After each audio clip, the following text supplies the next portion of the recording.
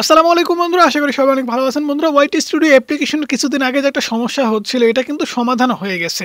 সমাধান হলেও সেটার কিন্তু এখনো আমরা পারফেক্ট সমাধান পাইনি।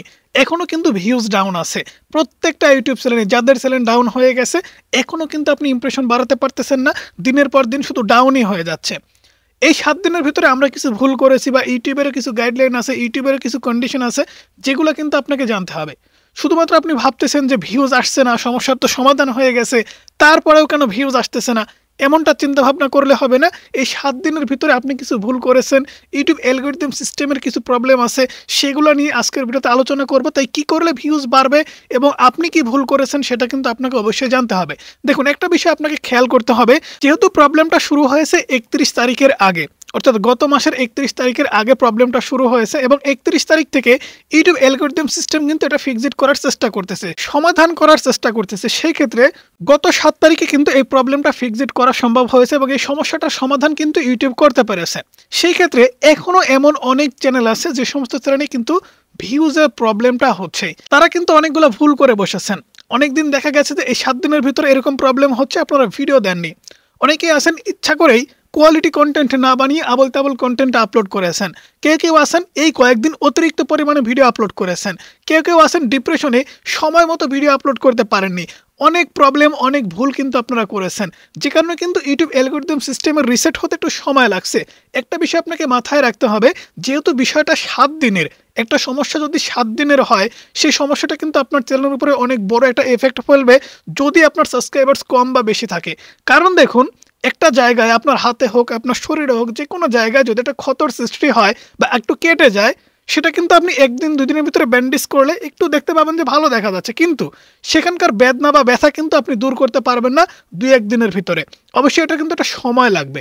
তো ইউটিউব অ্যালগরিদম সিস্টেমের একটা সমস্যা হয়েছিল, এই সমস্যাটা কিন্তু ইউটিউব অ্যালগরিদম সিস্টেম ফিক্সড করতে পারলেও এই যে 7 দিন, এই 7 দিন ক্রিয়েটর্সরা যে কত ডিপ্রেশনে ছিল, সেটা কিন্তু ইউটিউব অ্যালগরিদম সিস্টেম খুব ভালোভাবে জানে এবং ইউটিউবের কোনো একটা সিস্টেমের প্রবলেমের কারণে কিন্তু এই সমস্যাটা হয়েছে।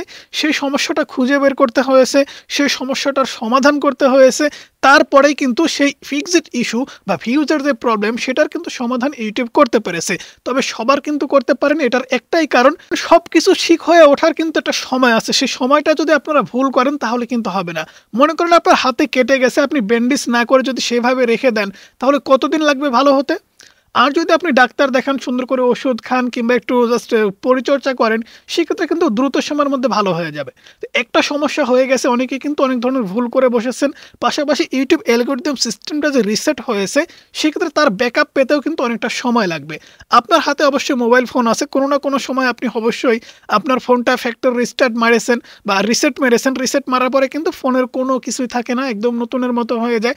সেই ক্ষেত্রে ধীরে ধীরে কিন্তু আপনাকে ব্যাকআপটা নিতে হয়। যেগুলো আগে ছিল সেগুলোকে ধীরে ধীরে কিন্তু আপনাকে জাস্ট কালেক্ট করে আবারও ডিভাইসে আপনাকে কালেক্ট করতে হয়। ঠিক ইউটিউব অ্যালগরিদম সিস্টেমকেও কিন্তু এরকমভাবে একটা প্রবলেমে ফেলা হয়েছে।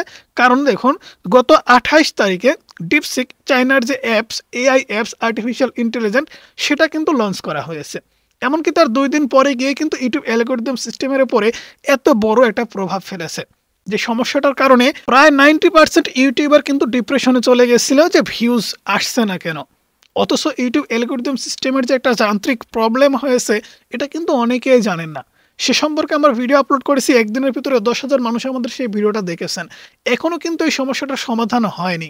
সমস্যাটার সমাধান আমরা চোখে দেখতে পাচ্ছি যে সমস্যাটার সমাধান হয়ে গেছে, কিন্তু এই সমস্যাটার সমাধান করতে হলে কিন্তু আপনাকে এগিয়ে আসতে হবে। সেটা কিভাবে? আপনাকে প্রতিদিন সঠিক সময়ে কোয়ালিটি কন্টেন্ট আপলোড করতে হবে।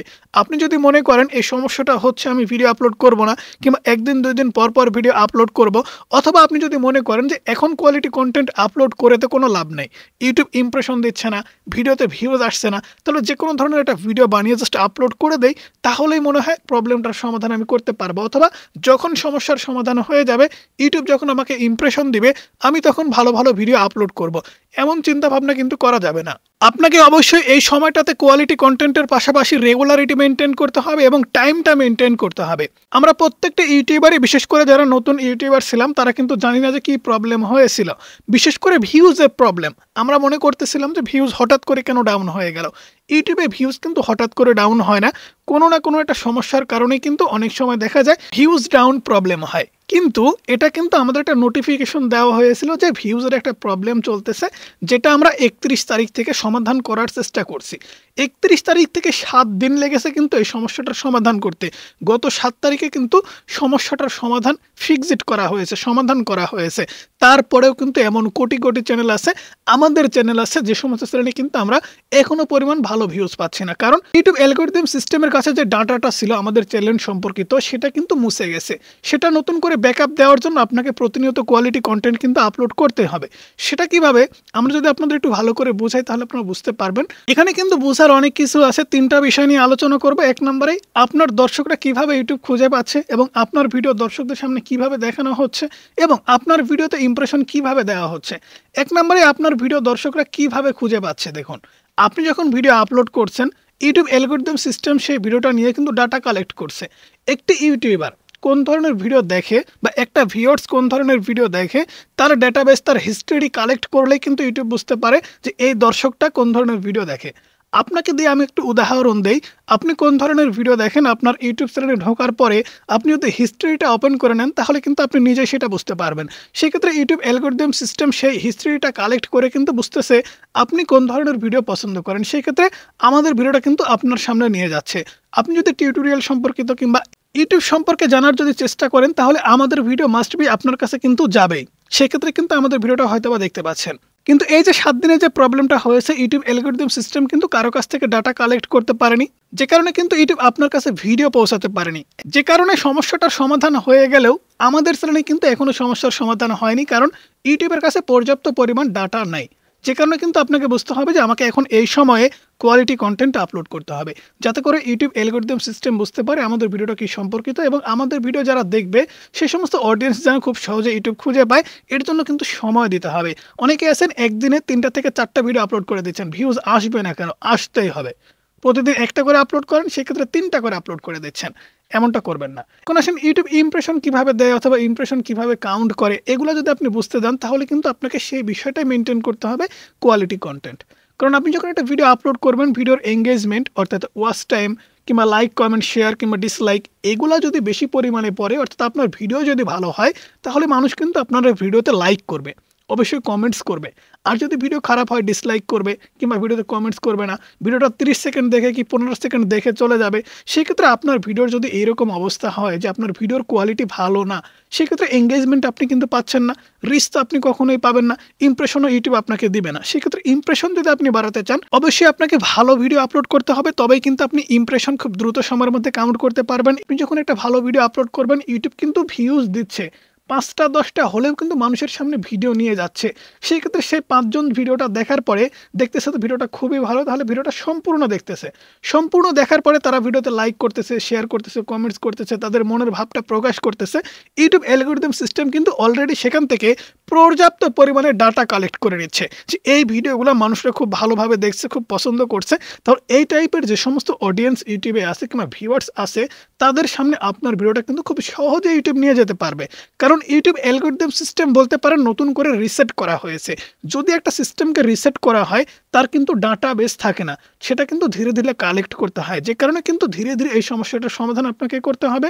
এই সময় আপনি যদি মনে করেন ভিডিও আপলোড করবো না কিংবা একদিনে 4-5টা ভিডিও আপলোড করব, আগে রাত 8টার সময় ভিডিও আপলোড করতাম, এখন সকাল 8টার সময় আপলোড করব, এমন চিন্তা ভাবনা না করে আপনি এর আগে যেভাবে কাজ করতেন ঠিক সেই প্রসেসে আপনি কাজ করে যান। অবশ্যই ভিউজের যে প্রবলেম সেটা আপনি সমাধান নিজেই করতে পারবেন। শুধু শুধু টেনশন না করে আপনাকে কিন্তু এই বিষয়গুলো অবশ্যই জানতে হবে, মানতে হবে, তারপরে ইউটিউবে কাজ করতে হবে। সো বন্ধুরা, সেই সাথে সাথে আজকের ভিডিও এ পর্যন্তই। ভিডিও কেমন লাগলো অবশ্যই জানাবেন, ভালো লাগলে লাইক করবেন, চ্যানেলে নতুন হলে সাবস্ক্রাইব করে পাশে থাকা বেল আইকনটি প্রেস করে রাখবেন।